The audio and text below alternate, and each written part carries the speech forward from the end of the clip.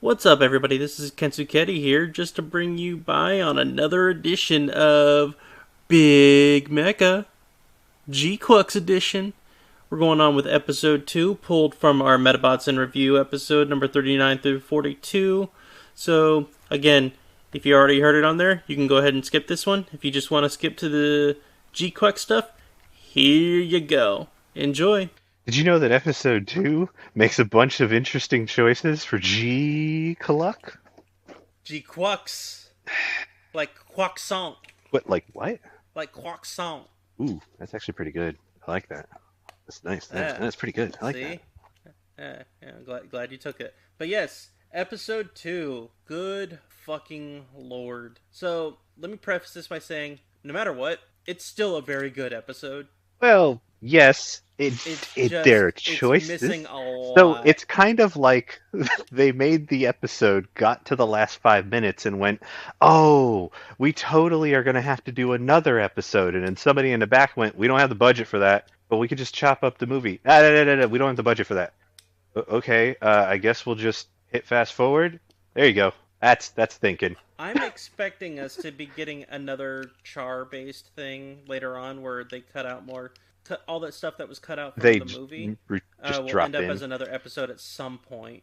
I don't see it being like the first 5 No, episodes like we no, were no, initially led to no, no. believe. We're gonna get episode 3 is gonna be the fight. Episode 4 is gonna be brand new. They're gonna be done with the movie episode 3 because of how much they sliced out of that. They cut like 20 minutes of the movie completely out. They really did, and it was all really compelling shit There's too. two major reveals that now I'm questioning if we should talk about, but they put it in a fucking movie, so it's out there. I mean, we already talked about it We in the did, movie, so it's yeah. out there. They completely sliced Yeah. out Castelia, not Castelia.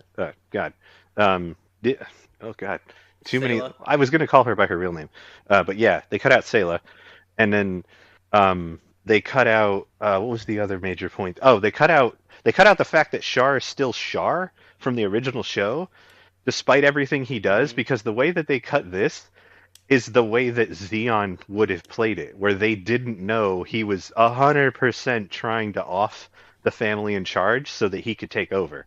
They didn't talk about that at all. He legitimately wanted to destroy the moon base, which would knock out Castelia, and then go back and get like Giran and a couple of the others and then take over. He wanted to do that. That was what he was trying to do. Right, they didn't go When into they any of didn't that talk at about all. that at all. They didn't mention that that's a thing. They just go and then Shar The only mysteriously thing that they perished. slightly alluded to was him having his man crush with with Shalia Okay, Bull. so that's clearly a one-sided thing. It's definitely a Shalia just having them stars in his eyes for Shar, which, I and I'm know. okay with that, but I would also totally be fine with Shar just walking up and like throwing his arm around his waist at halfway through the show and just being like, "Hey Shalia, how's it going?" And I'll be like, "You know what? You earned that." You never stopped looking for me, did Yeah, you? no, he didn't. That man is Or dedicated. or Whew. they hired David Hayter just for this line because it kept you waiting, huh? Out of all the fucking people to voice a 17-year-old ace pilot, David Hayter. Yeah. Yeah, 17, Just for that one 18 line too, not scotches for anything deep. else. Yeah. Or don't even hire him. Just get one of those fucking library samples of that where he goes, No, "Kept no, you no. waiting, Just huh?" they'll go on Cameo. That's how we're gonna do voice acting in the future. We're just gonna go on Cameo and pay for 6 lines and just do it like 5 or 6 lines at a time. Honestly, that would probably be more preferable compared to what they're already dealing with now. But yes, Yeah, the whole that's a whole thing. But the yeah, that would be this is the very interesting. topical episode, God, I guys. don't know why we're doing this. What kind? This isn't even an off-topic episode. No, but anyways, yeah, it does happen to be omitting quite a bit. Did it also feel like that the budget between the movie So stuff and what was what? clearly made for the show seemed really different?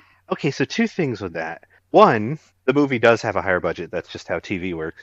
But so far, Mm-hmm. everything on our screen has technically been in the movie. It just looks worse. And I think it's a compression thing because we're watching it streaming off of a website. So, like, it's got to be, to me, Mm. it has to be a streaming compression thing because Jesus Christ, this was gorgeous when we watched it in the theater. Like, it was Oh, amazing. absolutely, it It looked was. so good. Even when it switched styles, It didn't drop in quality, it just changed the style and you felt like you changed your channel. You still had the same people Right. doing it, the same team, just as high quality. It just looks different now, and that's fine. But like it weirdly doesn't look as good as the movie.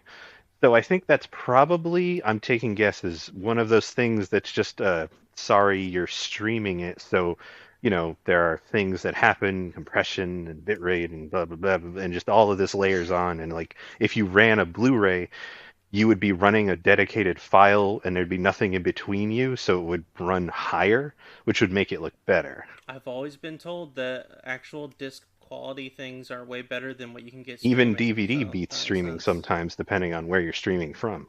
So Yeah. yeah, Hmm. I that's Well, that's my good to know. guess because it's weird knowing how this could look. And I'm like, look, my TV isn't as good as a projector, but or a movie theater projector, but come on, there's got to be But something it else ain't there. Well, shabby.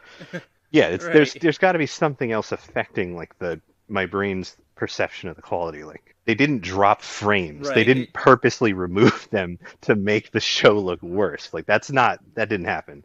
They're just cut and pasting I editing. would say let's try and do comparison shots, but of course they don't have that movie released digitally or Oh, I don't physically even know yet. if they're So, going to because I mean, they haven't done this before. They've never, with Gundam, they will do like Unicorn was fully released as like 7 movies over the course of like 8 years before they started chopping it up and they turned it into an anime. They haven't made a movie that then goes the other way that they chop into a show. They haven't done that direction before, as far as I'm aware. I mean, they did like 30 years nope. ago, but as far as I'm aware, Like they've not done at all. prequel TV, spots Yeah. like what they did with Witch from Mercury, but that's Yeah, about and it. that's not the same thing. So it's like they haven't done this is the DBZ approach. They're literally doing what Super did, where they take a movie, cut it up, and then add interstitial things and then go forward from there. So it's weird. Gundam hasn't Hmm. done this before. There's a lot in this that I'm gonna be honest, Gundam hasn't done before. Does not feel very like it's Gundam, but it's wild new lens. Wild Newlands. I think that's where we should all emigrate to. Yeah.